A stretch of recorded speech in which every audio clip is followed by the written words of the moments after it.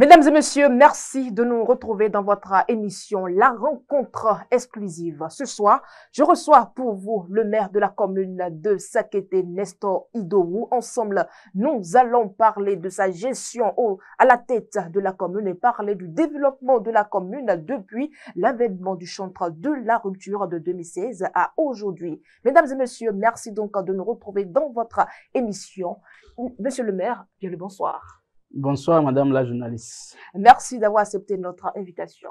C'est à moi. Mesdames et messieurs, voilà donc le décor qui est planté. Nous allons vous retrouver tout juste après cette virgule publicitaire. Vous organisez un mariage, un anniversaire, un baptême, un séminaire, un spectacle, un meeting politique ou tout autre événement, Guérit TV Monde vous propose un service de sonorisation professionnelle de meilleure qualité. Pour plus d'informations, contactez-nous au +229 91 19 10 10. Guérit TV Monde, le leader des web TV.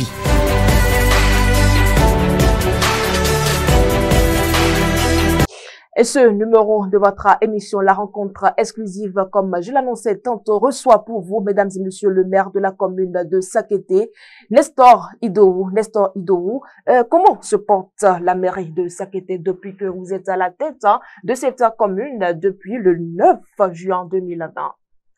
Merci, madame la journaliste. Vous l'avez rappelé, ça fait bientôt 5 ans que nous sommes à la tête de la commune de Sakété. Et nous pouvons vous rassurer que la commune de Sakété se porte bien. Elle se porte bien. Qu'en est-il des administrés? Tout se passe bien. Quand on parle aujourd'hui des mairies avec les réformes structurelles, vous dites que tout va bien. La population aussi se porte bien. Et lorsque nous disons que la population se porte bien, c'est de façon globale. Les spécificités qui doivent nous permettre de réellement s'assurer que la population est véritablement satisfaite des différents besoins qui sont la sienne. Nous sommes en train de travailler à cet effet. Et vous l'avez évoqué, avec les réformes, la commune de Sakété n'est pas restée en marge de ces réformes-là, et ces réformes font leur petit chemin de bonhomme. Et comment sont les relations entre le maire de la commune de Sakété, Nestor Idowu, avec son secrétaire?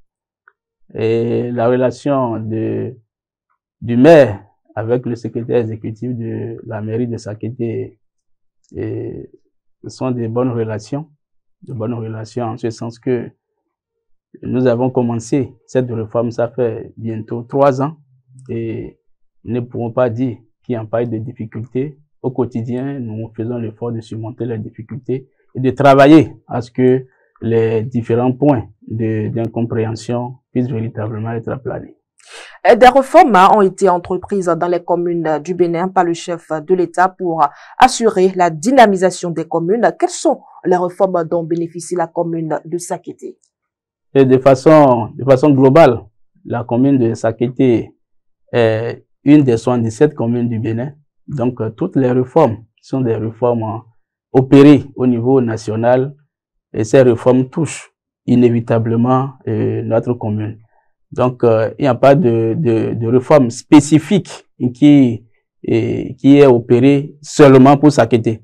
Ce que nous pouvons vous dire, dans les différents domaines, les différentes réformes opérées par le chef de l'État, ces réformes ont touché notre commune. Vous venez d'évoquer un exemple, par exemple, la réforme du secteur de la décentralisation, qui a permis à ce que un certain nombre de cadres soient mis à la disposition des mairies, et désormais l'administration communale soit gérée par un cadre que nous appelons le secrétaire exécutif. Cette réforme aussi, ne pouvons pas dire que c'est de l'apanage de la commune de Sakété, c'est une réforme nationale, et la commune de Sakété est en train de prendre une part active dans sa mise en œuvre.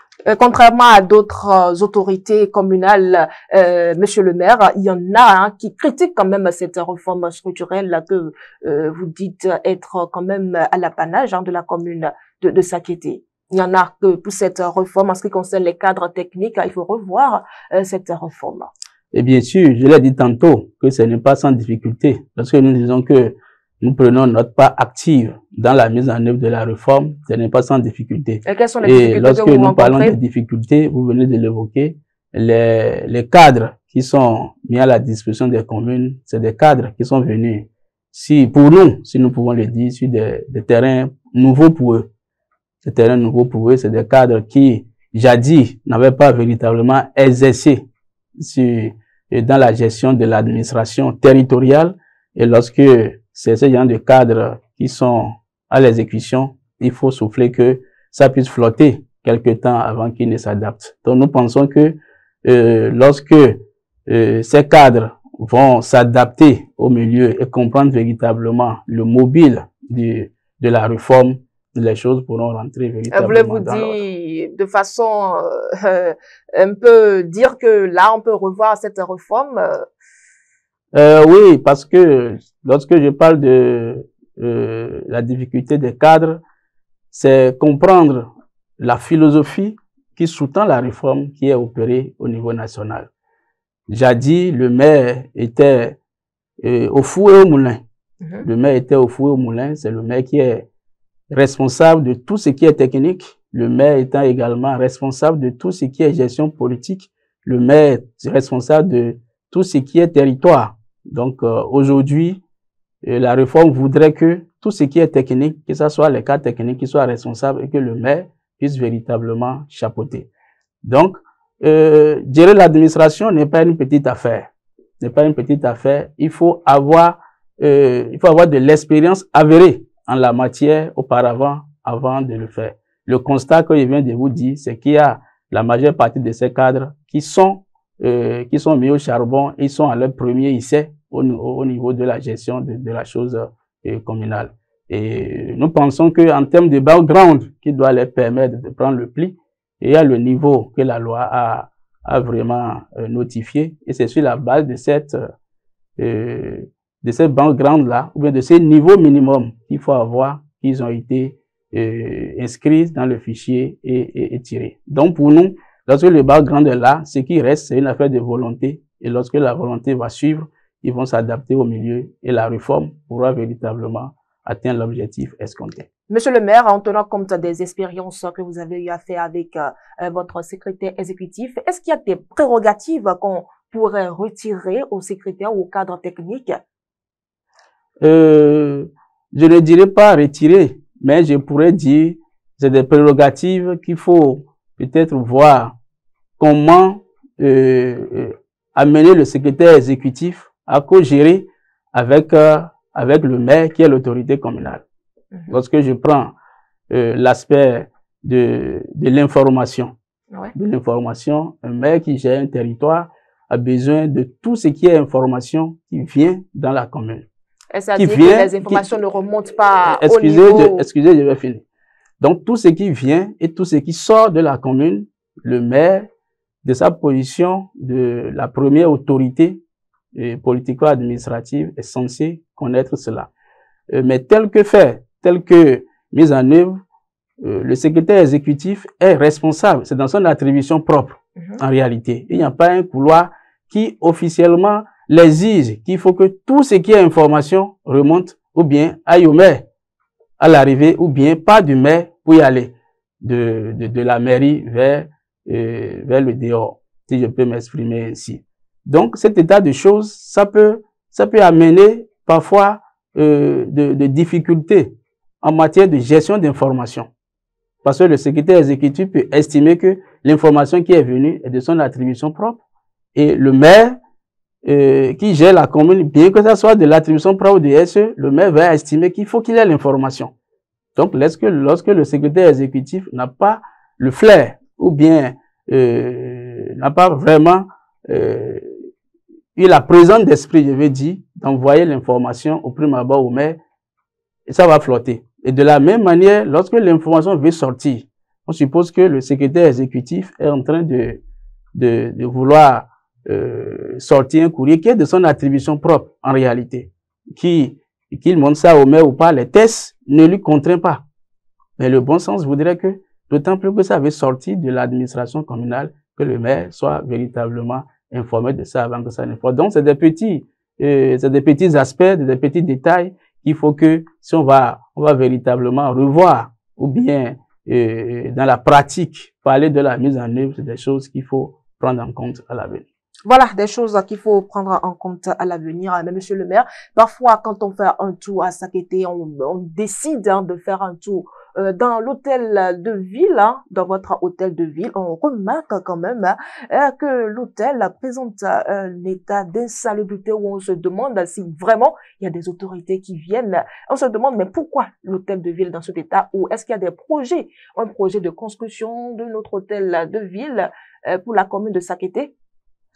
État d'insalubrité, nous ne pouvons pas le dire parce que il faut reconnaître que la commune de Sakété est une commune jadis occupée par les colons. Ça fait que l'administration communale, le cadre qui occupe l'administration communale aujourd'hui est abrité par un bâtiment jadis occupé par les colons, qui était réalisé avec des matériaux précaires, qui aujourd'hui est dans un état de dégradation.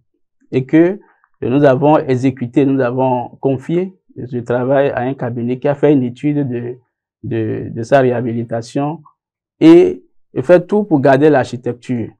Donc, ce projet est à l'étape d'étude. Il y a l'étape d'étude, mais à la date d'aujourd'hui, avec les aléas, le bâtiment est en train de prendre davantage de coûts. Et le conseil communal a décidé quand même démolir. Je pense que les dispositions sont en cours pour que ce bâtiment soit démoli et que, en dehors de ça, tout ce qui est entretien du cadre de vie, cela se fait comme cela se doit. Alors, comme cela se fait, comme cela se doit. Peut-être que prochainement, on va encore dépêcher une équipe de Guérite TV Monde faire le constat. Mesdames et messieurs, vous êtes bel et bien dans votre émission La Rencontre Exclusive. Et pour ce numéro, nous recevons pour vous le maire Nestor Idowu, pardon, monsieur le maire. Nous allons donc poursuivre cette émission. Monsieur le maire, à part les chefs-lieux d'arrondissement et les centres, je reprends, à part le chef-lieu d'arrondissement et les centres, combien de villages disposent de l'énergie électrique sur les 81 villages que compte la commune? Et cette question est une question qu'il faut répondre, excusez-moi, en faisant des nuances sur plusieurs volets. Lorsque nous parlons du point aujourd'hui des localités qui ont de courant électrique, il y a des localités qui avaient de courant avant notre arrivée à la tête de la commune en 2020. Et de 2020 à aujourd'hui, il y a également des localités qui sont en train d'être pourvues en électricité, disons la densification du réseau électrique. Donc ce point, pour le faire, il faut tenir compte de ces deux aspects. En prenant le premier aspect, la commune de Sakété, pratiquement tous les chefs-lieux d'arrondissement ont du courant électrique, sauf l'arrondissement de Agidi. L'arrondissement de Agidi qui, seulement au chef-lieu, a bénéficié du projet Proves. Le projet Proves qui est un projet gouvernemental qui a réalisé des mini-centrales solaires pour électrifier un certain nombre de ménages et qui doit être reversé dans le patrimoine de la SBE pour devenir véritablement le patrimoine et leur propriété, et ils vont gérer en donnant le courant tel que cela se doit.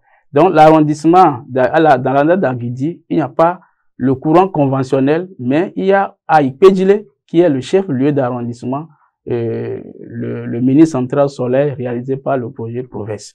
Ça, c'est avant même 2020 que nous prenons les rênes de la commune. Et en dehors de Agidi, où le chef-lieu est alimenté par un mini-centrale solaire, tous les autres chefs-lieux, au moins, ont du courant. Lorsque nous prenons l'arrondissement central de Sakété, qui est en réalité l'arrondissement urbain, tous les quartiers n'ont pas de courant électrique.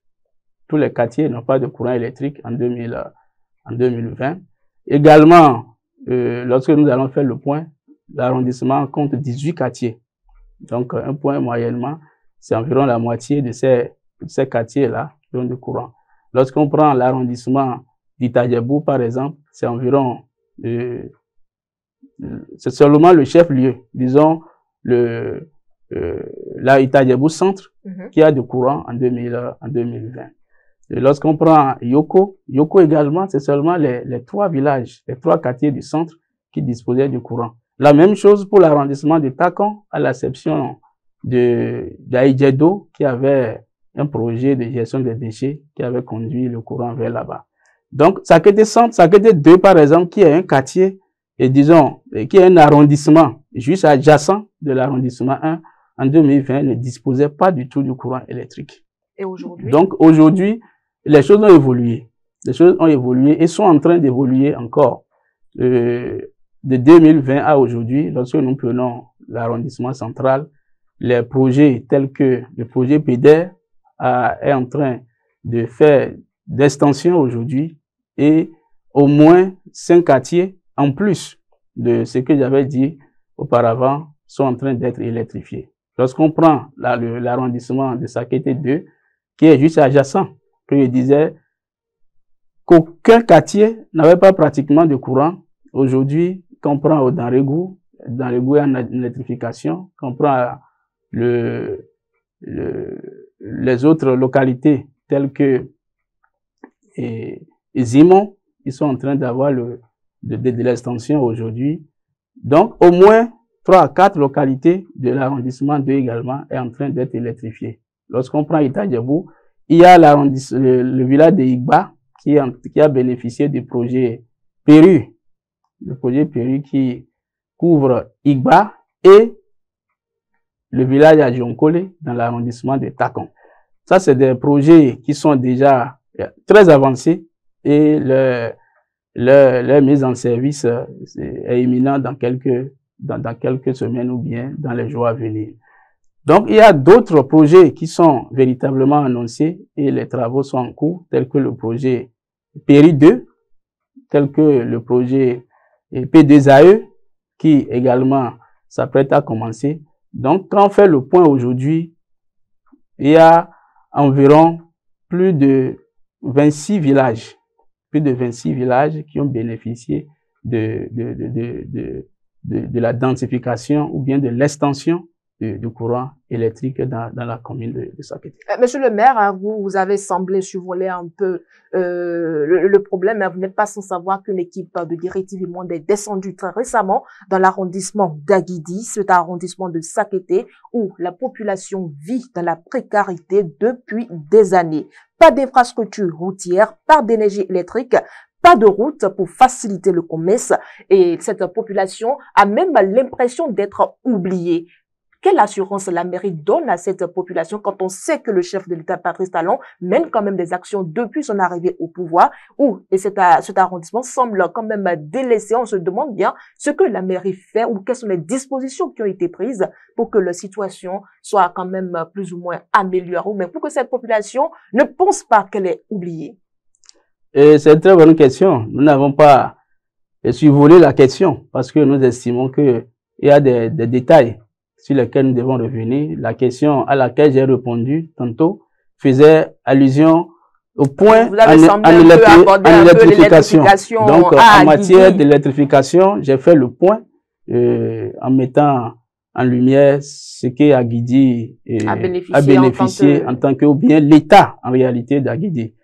Donc, sur le plan global, l'arrondissement d'Aguidi est un des arrondissements de la commune de Sakété. Et ce sentiment d'être délaissé, je pense que c'est un sentiment humain propre à eux. Hein? Je pense que le conseil communal ne met pas Aguidi hors de tout ce qui est planification en matière de développement. La question de route, qui est la question que vous avez abordée, est une préoccupation cruciale pour nous dans la commune de Sakété.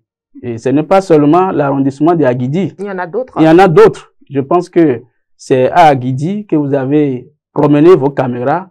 Et ça aurait été bon si votre rédaction pourrait faire le tour de tous les fois à venir, pourquoi pas. Le tour si vous êtes prêt à nous accueillir. De tous les arrondissements de Sakété pour constater. Je pense que cette réalité n'est pas propre à Aguidi. Et nous, au niveau du conseil communal, depuis que je suis là, vu l'importance que revêt l'arrondissement d'Aguidi pour la commune, tout ce qui est investissement en matière d'infrastructures rurales, nous concentrons pratiquement tout sur Aguidi. Tout sur Aguidi. Et je peux vous dire, il y a ce que nous appelons FADEC agriculture.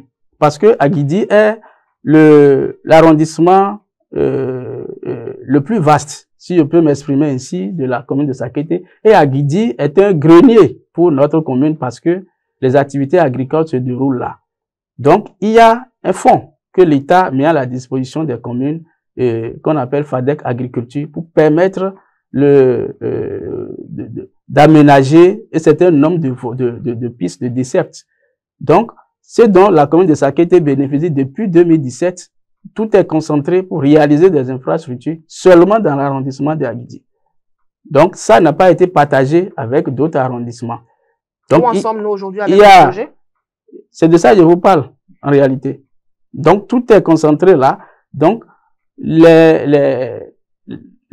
total de ce que nous recevons en matière d'infrastructure ou bien en matière de pistes à aménager dans la commune, je pense que Aguidi prend la grande part. Mais qui ne résout pas véritablement le problème. Je peux vous expliquer la situation que nous vivons, c'est plus profond que ce que nous imaginons. À cause de relief de certaines voies, lorsqu'on fait des aménagements juste courants ou bien des entretiens courants, oui, lorsque nous le faisons à l'instant T, c'est bien fait. C'est un investissement qui est fait. C'est bien fait et la population passe. Mais après quelques pluies, tout se dégrade.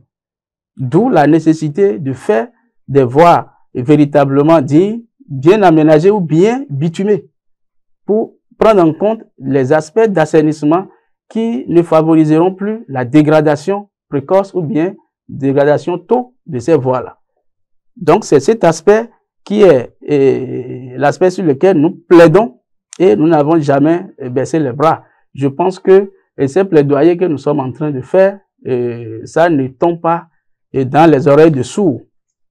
Ça ne tombe pas dans les oreilles du sourd parce que le chef de l'État, vous l'avez dit, Patrice Talon, est un homme de vision et lorsque il s'engage à véritablement faire quelque chose, il le fait avec toute sa volonté.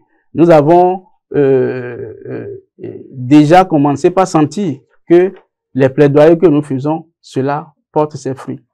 Je pense que dans les jours passés, il y a de cela 2 ou 3 jours, il y a une équipe que nous avons reçue, que nous avons conduit sur un certain nombre de ces pistes-là pour constater. Ce n'est pas que la mairie n'intervient pas sur ces pistes. Ce n'est pas même que l'État central n'intervient pas sur ces pistes-là. Mais le type d'intervention que nous faisons n'est pas forcément le type d'intervention approprié. Parce que, vu la géographie, après les pluies, les voies se dégradent encore de plus belles. Donc, il faut pour certaines pistes obligatoirement des infrastructures dignes, des bitumes pour véritablement conjuguer au passé cette difficulté. Cela permettra véritablement de permettre à ces populations, ce n'est pas seulement à Aguidi, parce que lorsqu'on parle d'Aguidi, n'importe qui, non, ce n'est pas seulement les populations d'Aguidi, même des gens d'autres communes vont faire des travaux champêtres à Aguidi.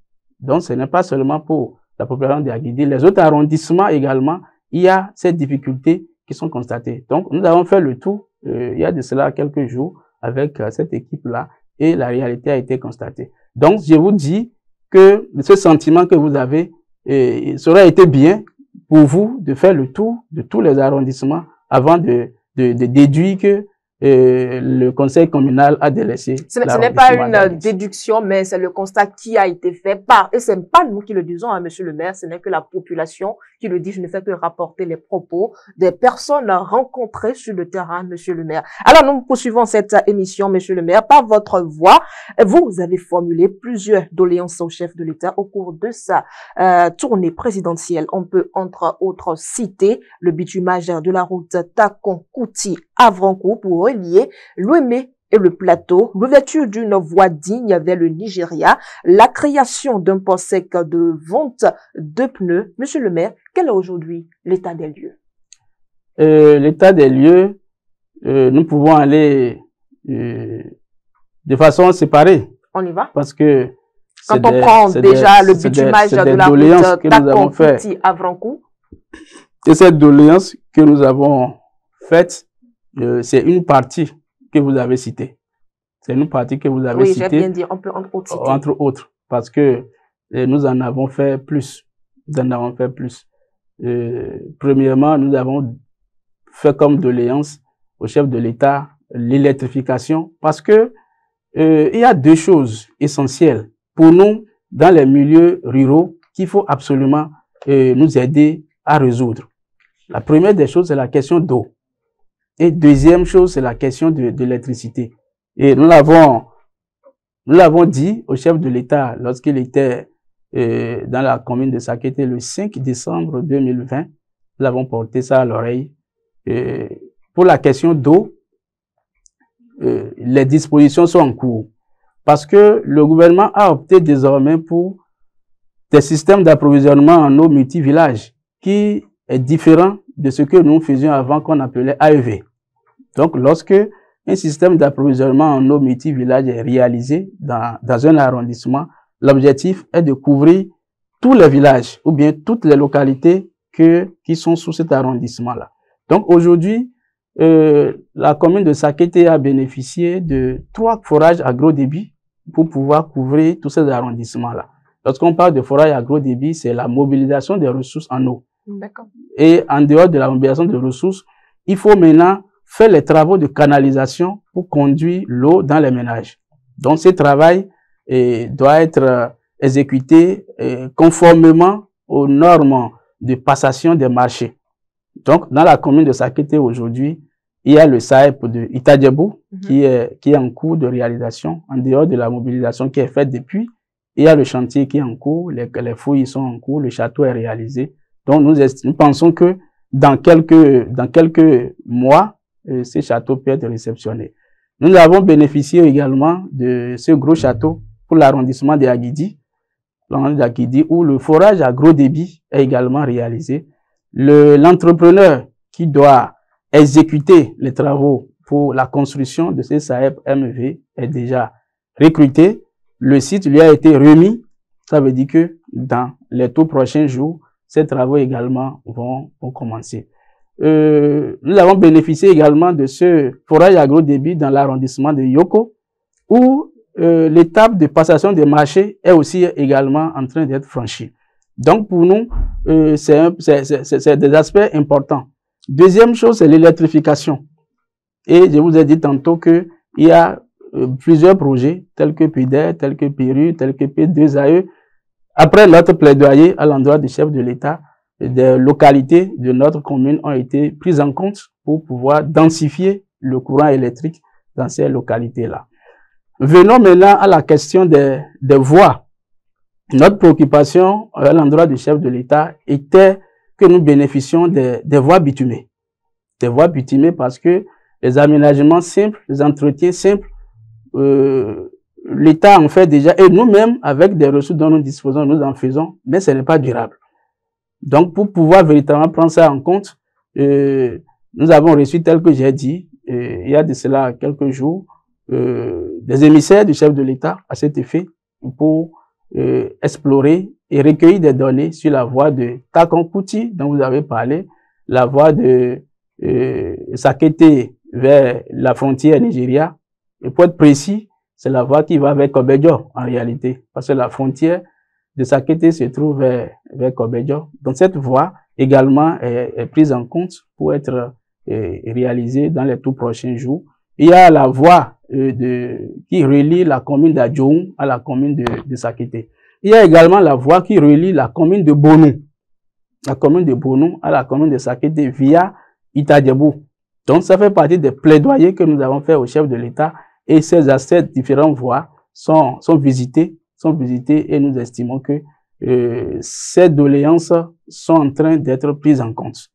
Sur d'autres cieux ou bien sur d'autres plans, en dehors de l'aspect des routes, nous allons parler de la possibilité que un port de pneumatiques soit construit à Sakété.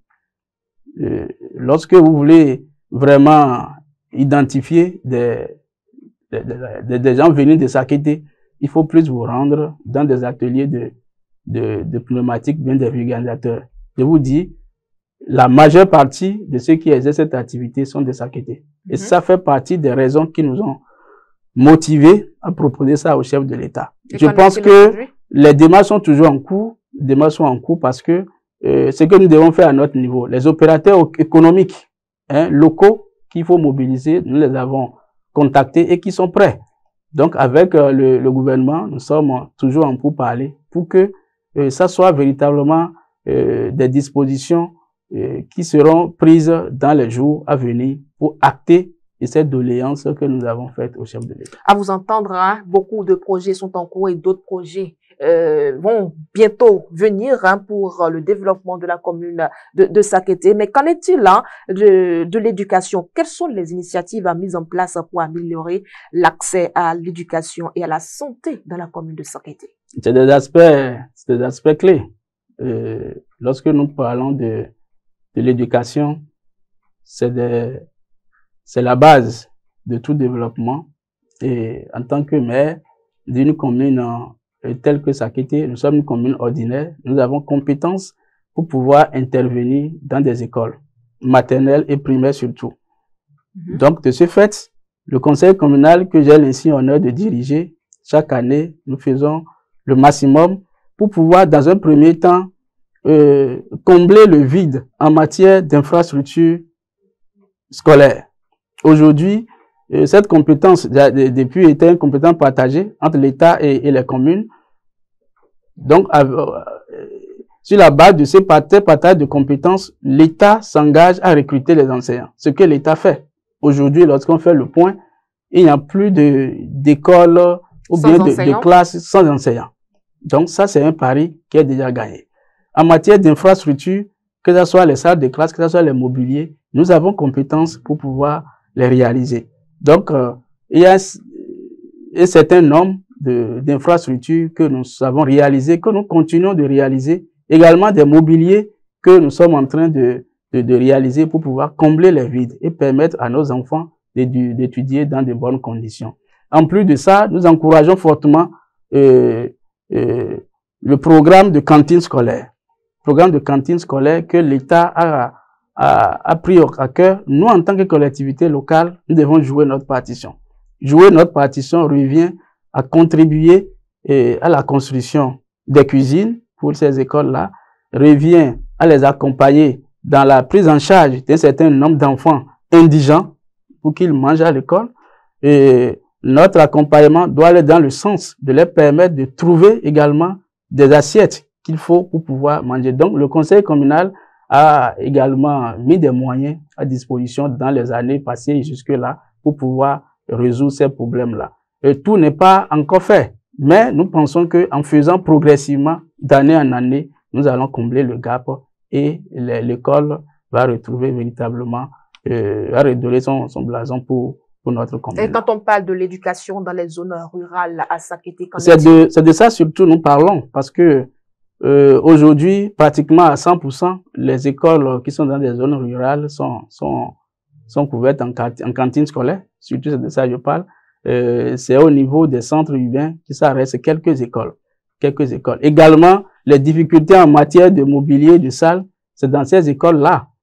Lorsque nous prenons les enfants qui ont plus de difficultés à avoir les 25 francs pour pouvoir accéder à la nourriture des cantines scolaires, c'est plus dans ces milieux ruraux que nous avons. Donc, il y a un travail qui est fait avec le centre de promotion sociale pour pouvoir connaître le nombre de ces enfants, et le conseil communal met des moyens à disposition pour que ces écoles puissent donner à manger à ces enfants-là. Monsieur le maire, nous allons revenir au jour de votre installation en 2020 où vous avez promis de travailler à la mise en œuvre d'un programme de renforcement des capacités et d'accompagnement des femmes pour le développement de leurs activités génératrices de revenus ainsi que de garantir un cadre de vie sain et durable à la population par le suivi et le contrôle de la qualité du sol, de l'eau et de l'air. Après 5 ans de gestion, quand on parle de la femme, de son autonomisation, qu'en est-il concrètement dans la commune de Sakété? Merci, madame la journaliste. On ne peut pas parler de l'économie locale et occulter la gente féminine. La gente féminine occupe une place importante et les actions que nous avons menées, ou bien nous continuons de mener à la tête de la commune, vont également à l'endroit de ces femmes-là. L'aspect de renforcement de capacité pour nous est un aspect important. Déjà, pour résoudre ou bien pour combler, ou bien pour apporter cette contribution, déjà à notre plus de services, ou bien de fonctions, il y a eu des tournées que nous avons faites pratiquement dans tous les arrondissements. Pour d'abord sensibiliser nos femmes. Et quand je dis femmes, c'est parce que nous pensons que c'est des femmes qui sont plus, qui se mettent plus en groupe pour travailler. Hein? Sinon, c'est généralement tout le monde, tous les acteurs, en fonction de leur secteur, à se mettre dans des groupements ou bien dans des associations. Lorsque on est ensemble pour pouvoir exécuter ou bien pour pouvoir prendre des initiatives, le suivi est plus facile par l'autorité que nous sommes. Donc, cette tournée a été faite pour pouvoir amener les femmes à se mettre en groupement. Et je pense qu'in fine, nous avons eu un certain nombre de groupements de femmes officiels que nous avons accompagnés à travers les cellules, ou bien notre cellule communale de l'ATDA à formaliser.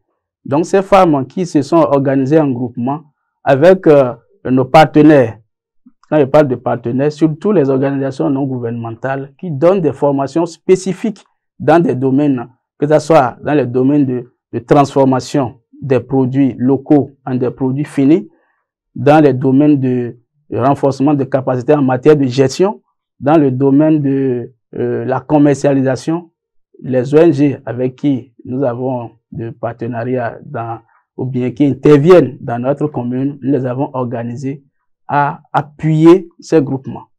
Donc, ces groupements de femmes ont été appuyés dans toute la commune. Dans toute la commune, d'autres ont bénéficié même des financements des partenaires pour mettre en place des activités génératrices de revenus. Il y a des projets qui permettront de lutter contre les effets de changement climatique. Il y a des groupements de femmes organisés qui sont identifiés et qui ont bénéficié de ces formations avec nos partenaires. Donc, pour nous espérons ou bien nous estimons que c'est en capitalisant des femmes organisées que ces femmes-là pourront travailler. D'abord, pour subvenir aux besoins de leur foyer et également contribuer au développement local. Parce que c'est ces femmes, quand elles font leurs produits, c'est dans les marchés qu'elles vont vendre. Et quand elles vont au marché, nous avons des agents collecteurs qui donnent des tasses de 100 francs, 200 francs. C'est sur la base de ces tasses collectées que nous menons des actions de développement dans la commune. Donc, sur cet aspect, c'est quelques actions que je suis en train de citer. Nous continuons de travailler pour que des femmes soient davantage capacitées et autonomisées. Et qu'en est-il de l'appui aux jeunes pour l'entrepreneuriat? Également, nous travaillons beaucoup dans ce sens-là. Je voudrais remercier le chef de l'État, remercier le gouvernement pour la formule qui est trouvée également pour accompagner les collectivités territoriales. Aujourd'hui, dans toutes les mairies, il y a une unité de promotion de l'emploi que nous appelons ULPO et qui nous permet de recevoir les jeunes qui ont la vocation d'entreprendre, ou bien les jeunes qui sont en difficulté d'emploi et qui voudraient avoir des emplois salariés. Donc, ils viennent dans les mairies, s'inscrivent, nous faisons le point et avec le projet gouvernemental Azoli, le point se fait. Ceux qui veulent avoir des emplois salariés, nous faisons les démarches avec ces jeunes-là pour que dans un premier temps, on les place dans des structures pour bénéficier des stages payants. Et à la fin des stages, ceux qui se sont montrés dévoués, les entrepreneurs, bien les employeurs les recrutent pour qu'ils deviennent des salariés en même temps. Ceux qui n'ont pas de vocation de devenir salariés et qui voudraient s'installer sur leurs propres comptes, également, nous faisons leur point et ils bénéficient de financement. Ils s'installent, si par exemple c'est l'élevage, le jeune va faire, il fait un plan d'affaires ou bien il fait un devis et on le finance. Pour le moment, des financements qu'on a aidé à mettre à disposition, c'est des financements non remboursables. Des financements de 200 000 francs non remboursables et que ces jeunes, il y a une équipe qui est mise en place pour les suivre. Lorsqu'ils bénéficient de financement, on les suit dans ce qu'ils ont dit. Je vais acheter telle chose, je vais mettre en place tel projet et pour qu'ils ne fassent pas autre chose, l'équipe les suit pour que, in fine, ils puissent s'autonomiser. Et l'argent qui est l'argent de base, on ne leur reprend pas ça, mais ils utilisent pour fructifier leurs activités ou bien leur projet initial. Donc, un certain nombre de jeunes de la commune, on les a organisés comme ça. Mais en dehors de ça, de ce système qui est le système du projet Azoli, il y a des formations indépendantes que nous amenons les jeunes à suivre pratiquement dans tous les arrondissements que nous accompagnons. Nos partenaires ou bien le partenariat que nous nouons avec des organisations non gouvernementales qui ont des compétences, des expertises dans tel ou tel domaine, des jeunes sont formés et on les encourage à s'installer sur leur propre compte pour quand même commencer par gagner leur vie. On dit qu'il n'y a pas de saut métier. C'est en prenant au sérieux ce que tu as appris, ce que tu sais faire, que tu pourras véritablement s'en sortir dans ta vie. À vous entendre, hein, monsieur le maire de Sakété, c'est à croire que la vie, elle est rose à Sakété, ou pour ne pas dire presque rose, hein, mis à part ces arrondissements, quelques arrondissements qui n'ont pas d'électricité et autres, hein, tout est rose. La vie, elle est rose à Sakété. La vie n'est rose nulle part. Vous me suivez? La vie n'est rose nulle part. Même dans les pays qu'on appelle des pays développés, les pays développés ont toujours des défis. Lorsque nous avons toujours des défis devant nous à relever, ça veut dire qu'au quotidien, nous avons des objectifs à atteindre. Donc, il faut se dévouer à travailler. On ne peut pas dormir sur nos lauriers. Donc, à Sakété, en disant tout ceci, c'est pas pour dire que la vie est rose et nous n'avons plus de difficultés. Nous faisons le point des axes que nous prenons pour travailler. Alors, quelles sont alors les difficultés que vous rencontrez ou bien que vos administrés rencontrent dans la commune de Sakété? Voilà, en termes de difficultés qui ne manquent pas de nous, notre côté, nous estimons que nos populations, pour ce qui concerne les besoins fondamentaux dont j'ai parlé tout à l'heure, en matière de routes, en matière d'électrification, en matière de l'eau, que j'ai dit. Il y a des arrondissements qui n'ont pas d'eau potable à Sakété. Pas des arrondissements entiers qui n'ont pas d'eau potable, mais lorsqu'on prend un arrondissement, l'arrondissement est constitué des villages.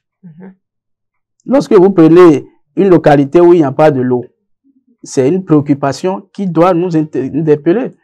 Vous voyez un peu? Donc, ces préoccupations qui sont des préoccupations de nos populations, nous sommes conscients que c'est des défis qui restent à relever. Et nous devons travailler dans l'avenir pour que ces défis soient relevés. Lorsque, par exemple, il y a de l'électricité, lorsqu'il y a des routes qui est bien fait, des routes qui sont bien faites plutôt, vous voyez un peu le nombre d'opportunités d'emploi, au niveau local que cela peut générer. Donc pour nous, tout ce que nous sommes en train de faire, tous les axes sur lesquels nous nous investissons, nous avons espoir que lorsqu'un certain nombre de conditions vont s'ajouter, nous allons davantage nous sentir mieux. Nous allons à présent parler de la production. Monsieur le maire, premier producteur Sakété, c'est la commune certifiée être le premier producteur de palmiers à huile. Aujourd'hui, quels sont les défis liés à la gestion des ressources naturelles dans la commune de Sakété? Ou d'abord, que devienne d'abord aujourd'hui cette production? Quand on parle... C'est ce que je voulais vous amener à dire, parce que lorsque nous parlons de palmiers à huile, c'est effectif que la commune de Sakété, depuis un certain temps, s'illustre dans la production et également dans la transformation de ces noix en huile rouge. Et avec des dispositions ou bien l'organisation qui est mise en place, je pense que l'État est en train de jouer sa partition. Bien que nous soyons grands producteurs depuis, ça fait environ 3 ans que l'État a commencé encore par subventionner des jeunes plants de palmiers. Et cette subvention, Sakété n'est pas restée en marge et beaucoup de nos producteurs ont bénéficié de ces subventions. Lorsque l'État subventionne à 50% le jeune plant, le producteur donne juste la moitié, l'État donne la moitié. Ça a permis à nos populations d'emblaver davantage de superficie dans ces 3 dernières années. Donc, c'est pour vous dire en réalité que Sakété continue d'être le premier producteur de palmiers à huile au Bénin. Et en matière de ressources naturelles, lorsqu'on parle de ressources naturelles, ce n'est pas seulement les palmiers à huile. Il y a ce secteur qui est vraiment en expansion et nous suivons. Mais il y a d'autres filières aujourd'hui qui sont en expansion à Sakété, telles que la filière acajou. La filière acajou aujourd'hui fait son petit chemin de bonhomme à Sakété. Et le poivre se produit désormais à Sakété. Il y a des producteurs qui s'illustrent. Donc tout ça, c'est des ressources naturelles et Sakété est en train d'innover dans ce sens-là. Le poivre, par exemple, qui se produit à Sakété a été déjà certifié par des laboratoires dignes en France et c'est connu à l'international que le poivre se cultive à Sakété, plus précisément à Aïta. Donc, c'est des spéculations que nous estimons que cela doit être entretenu. En plus de ça, nous avons la culture d'EVA. EVA qui également est une spéculation qui aujourd'hui est en expansion à Sakété. Donc, ces filières-là viennent en appui aux produits vivriers que nos producteurs ont l'habitude de cultiver. Et naturellement, on ne peut pas avoir de champs ou bien des producteurs sans culture de maïs, de haricots, de manioc. Donc ça, nous estimons que les producteurs continuent de les cultiver, mais en plus de ça, il y a ces filières que je viens de citer qui sont des filières aussi en expansion et nous faisons tout pour que, en matière de protection ou bien d'effort pour davantage nous révéler dans ce sens-là, et nous le faisons. Et voilà, hein, tout à l'heure, vous avez semblé bien dire que dans la commune de Sakété, beaucoup de projets sont en cours et d'autres projets sont en route pour votre commune. Mais monsieur le maire, comment envisagez-vous de garantir la bonne gestion et la durabilité de ces projets? Je pense que c'est des questions sur lesquelles nous avons anticipé. Le gouvernement même a anticipé et chaque conseil communal y travaille déjà. Vous voyez par exemple des localités ou bien des communes dans lesquelles ces infrastructures sont déjà réalisées. Ça fait partie des critères d'évaluation de nos communes aujourd'hui. Et quand on parle des critères d'évaluation de nos communes, les cadres, le secrétariat exécutif qui est appelé à accompagner le maire dans l'exécution de sa fonction, dans la gestion de la commune, il y a ces aspects qui sont notifiés noir sur blanc. Lorsque vous avez un stade, son entretien, son suivi, il y a des critères clairs que nous relevons. Lorsque nous avons des feux tricolores, lorsque nous avons des routes, donc en matière de dispositifs à mettre en place pour pouvoir gérer durablement ces infrastructures, je pense que le problème ne se posera pas parce que le modèle existe. Il suffit juste de le dérouler. Alors, il suffit juste de le dérouler, monsieur le maire. En ce qui concerne la participation citoyenne, comment impliquez-vous les citoyens dans les décisions relatives à la gestion de la commune et dans l'élaboration des projets? La participation citoyenne est un aspect important en matière de décentralisation. Tout à fait. Parce que on ne peut pas faire le bonheur, voilà. on ne peut pas faire le bonheur de quelqu'un sans l'avoir consulté ou bien contre sa volonté. C'est ça qui fait que les documents de planification qui amènent les conseils communaux à affecter telle ou telle ressource, l'élaboration part de la base. D'abord du niveau village. Du niveau village, les besoins sont recensés.